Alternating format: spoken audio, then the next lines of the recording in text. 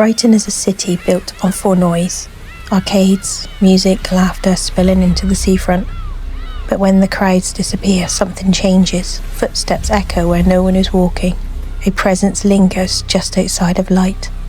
This is Brighton. Welcome to Haunted Travels. Some places don't tell you they're haunted. You feel it when you arrive. Before Brighton became a seaside resort, the Old Stein was marshland and open ground, used for gatherings and military activity.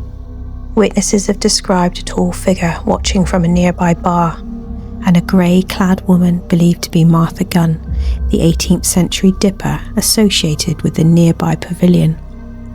At Stein House, built in 1804 for Maria Fitzherbert, a presence has reportedly been sensed in the basement near what may have been an old tunnel entrance. The lanes follow the footprint of Brighton's original fishing village, narrow medieval streets where cottages once crowded together and inns served fishermen returning from sea. People walking here late at night often describe the same moment. Footsteps behind them, they stop. The footsteps stop. They turn around, and there's nothing there. In Black Lion Street stands the Cricketers, widely regarded as Brighton's oldest pub, founded in 1545. Originally called the Last and Fish Cart, it served Brighton's fishermen before later becoming a coaching inn. Staff and visitors have long reported unusual activity here. A tall, pale man in a black cloak has been seen moving through the bar, while footsteps are sometimes heard on the stairs when no one is there. During the 1990s, staff also described bottles shifting on the shelves and doors slamming without explanation. Local folklore links the pub to Dr. Robert Donston Stevenson, a man once suspected in the Jack the Ripper case. There's no evidence connecting him to the murders, but the story stayed. Opened in 1899, Brighton's Palace Pier replaced the earlier chain pier, lost to storms. After closing, staff sometimes describe a different atmosphere.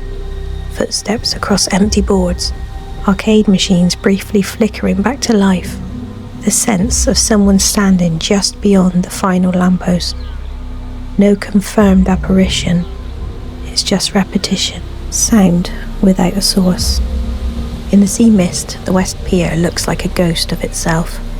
When it opened in 1866, it was a masterpiece of Victorian engineering. Theatres, promenades and electric lights stretching out into the sea.